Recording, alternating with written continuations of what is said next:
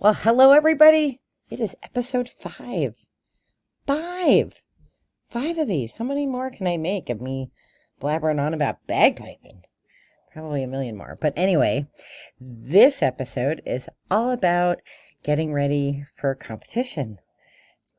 Who even knew that a year ago that I'd even be saying these words out of my mouth? But before we get started, as always, thank you for tuning in and listening to me blabber on about bagpipes. If you'd like to support my effort to get DN5 bagpipes, David Nail bagpipes, you can click the Patreon below. I also have my, what's that called? Venmo information there in case you want to do it that way. And if you don't, that's okay too.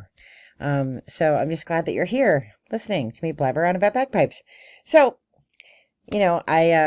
if you're new to this series, the very nutshell is that I retired from piping for 22 years. My brother got me back into it. And my goal is to compete in the 2022 season. So I've talked about, what it was like to come back.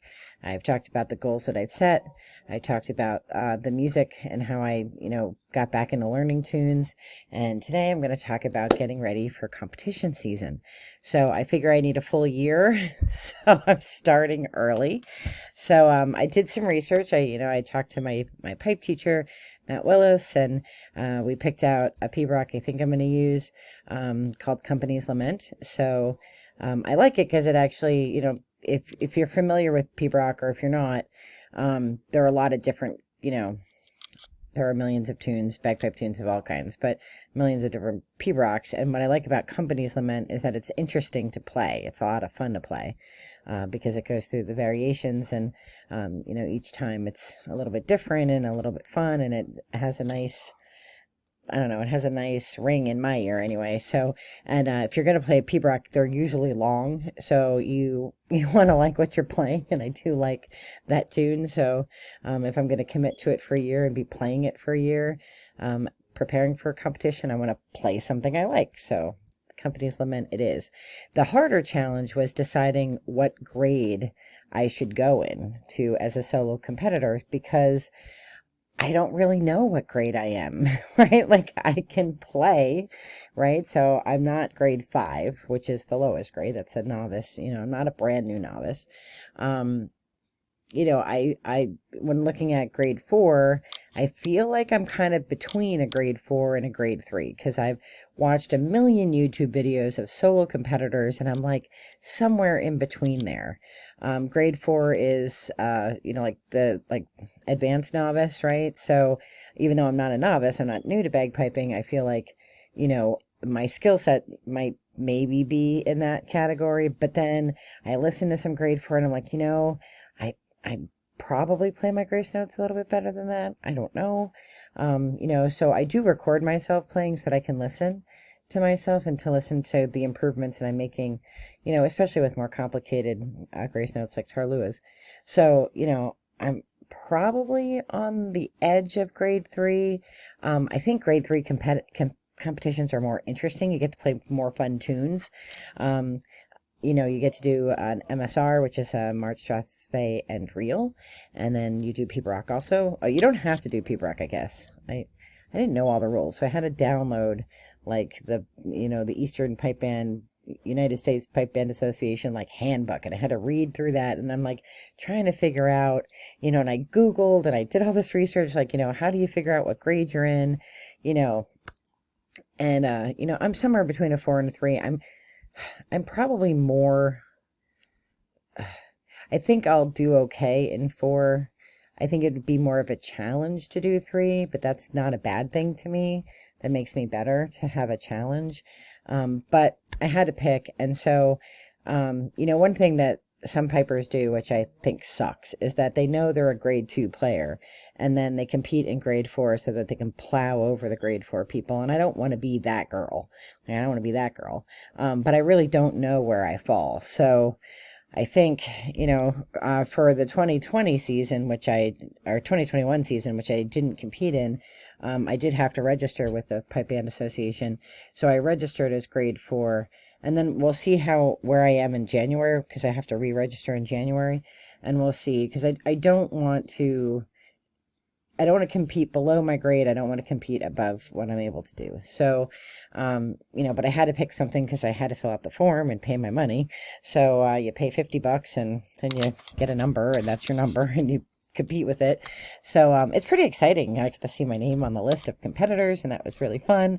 But it also motivates me, right? So I'm, like I said in previous videos, I am a goal-driven person. So I've paid this $50. I'm also Scottish, so I've paid $50.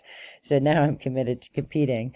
I didn't want it to be a pipe dream, and I didn't want to let go of it like I had done in the past. So, so I'm in it. So now it's time to pick tunes. So, we had already worked out what I was going to do for my pibroch on that, and I picked that. So now I'm like looking at marches, because that's in grade 4 you play a march. And so I'm like thinking, like, do I want to do a tune like 79th Farewell to Gibraltar, because I played that before, I know it, I like that tune, but part of me feels like I should pick a brand new tune, because that way I will learn the grace notes correctly from the start. I'm a little afraid with something like 79th that if I had bad habits from before, the muscle memory is going to sneak in there if I'm nervous and, like, I don't know, take over, like, like the Ghostbusters marshmallow dude, right? I don't know what will happen. So part of me feels like I should go with a new tune, but then part of me feels like I should go with a tune that I enjoy and that I'm comfortable with and that I know other people compete with. So you have to pick from the books they give you, which are the Scots Guards books and some other books. And I used to have all of the Scots Guards books and the Pibroch book that everybody has. And, over 22 years and several moves around the country, I have absolutely no idea where these books are. I know I didn't throw them away, and I know I didn't donate them, but they could have gotten damaged in Sandy, because there were books down in the basement that did get thrown out, because they, my pipes got waterlogged, books got waterlogged, lots of things, quilts, things got waterlogged. So I probably don't have the books anymore, so I have to buy them again. Thank God for Amazon. By the way, if you want to know, if you're interested in buying these books, they are cheapest on Amazon. So that is, piping books, don't buy them from Piping Outfitters. Get them on Amazon because they're cheaper.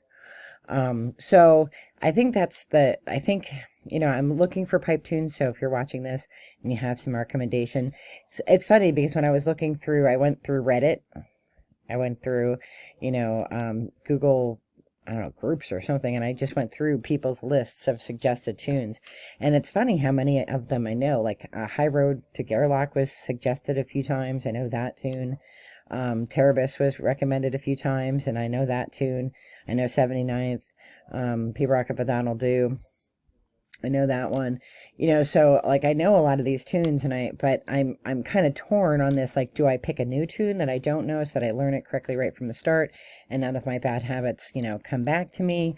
Or do I go with a tune like Terabis that I like a lot that, and then just make sure that the grace notes are correct? And I think I played Terabis correctly, but now I have to go back and see.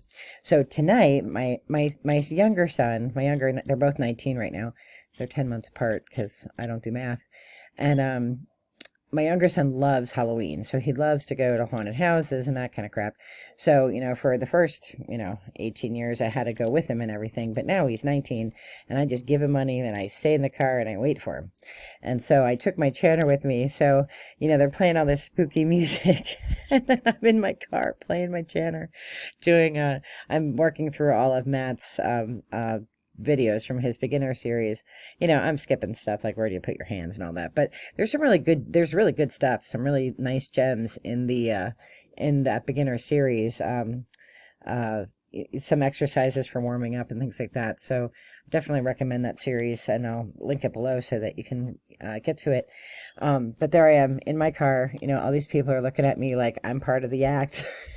Playing my chanter, and I have my earbuds in, so I'm like playing along, and I was just playing through a bunch of tunes that people had mentioned, to see if any of them struck a chord with me. So I'm looking for tunes to play, and so my goal is to compete, and so I have to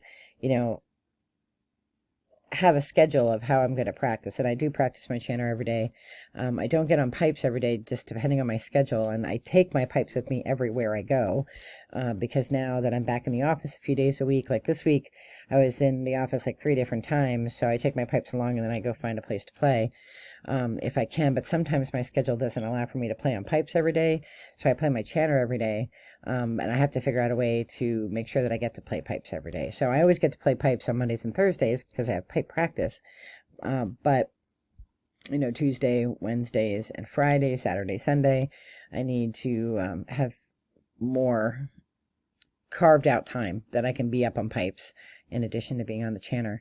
So I'm looking through my schedule and making that time, and then I will work with Matt this week to set goals, like what are we working on first. I suspect we'll work on the Pibroch first, and then pick whatever march I'm going to do, and we'll go from there. So that's exciting. It's exciting to plan, and then I'm thinking about the games that I want to go to, because I don't even know where in the East Coast people compete.